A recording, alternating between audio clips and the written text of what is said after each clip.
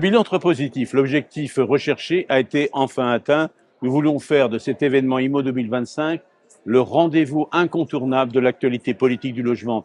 Et c'est ce à quoi nous nous sommes employés afin de faire venir, je dirais, des personnalités de premier rang avec Édouard Philippe, avec un face-à-face avec Édouard Philippe sur sa vision de la politique du logement dans le cadre de sa déclaration de candidature à la présidentielle.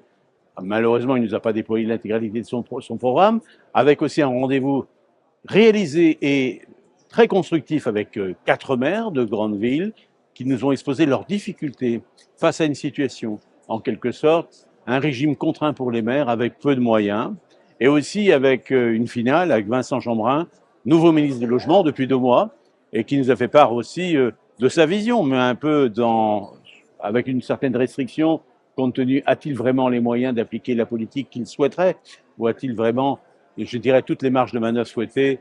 Nous le saurons dans quelques temps. Alors moi, je me permets de reprendre une citation d'un député bien connu, que je ne citerai pas là, mais hier, jadis, un maire bâtisseur était un maire battu. Et il a dit qu'aujourd'hui, un maire sans grue serait un maire battu. C'est le renversement de la tendance, bien évidemment, parce que le logement devient le sujet de préoccupation principal des Français, et la politique, bien évidemment, par opportunisme ou réalisme, je ne sais pas, mais finalement conduit et finalement, je dirais, s'adapte à la situation.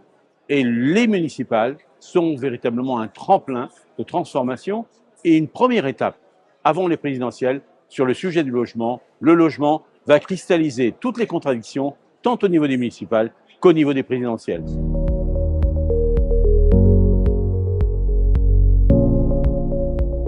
Pour nous, l'ambition, c'est de dévoiler notamment un livre blanc à l'échéance de juin 2026, à l'occasion d'une notre conférence de presse biannuelle, et notamment révéler 10 mesures pour le logement dont pourront s'accaparer l'ensemble des candidats à la présidentielle.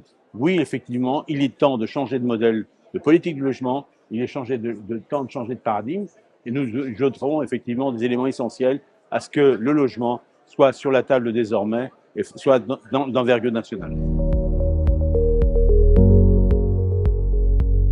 Mais la FENIM, finalement, croit en fonction des difficultés à vaincre.